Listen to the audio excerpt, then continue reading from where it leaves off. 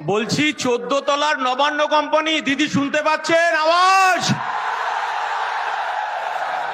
আরে ভাই বস, 22-এ আটকেছেন, 23-এ আটকেছেন, 24-এ মঞ্চে আসতে দেননি, 25-এ মঞ্চে আসতে দেননি, 42 দিন জেল খাটিয়েছেন।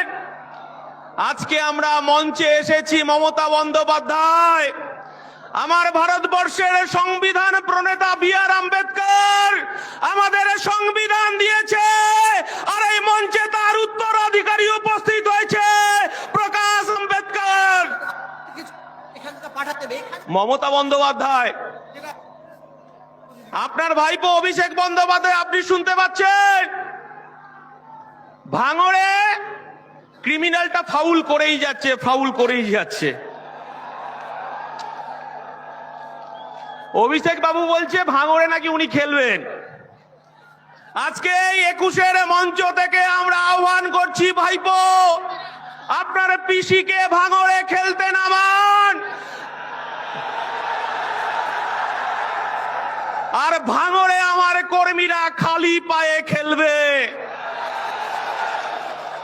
21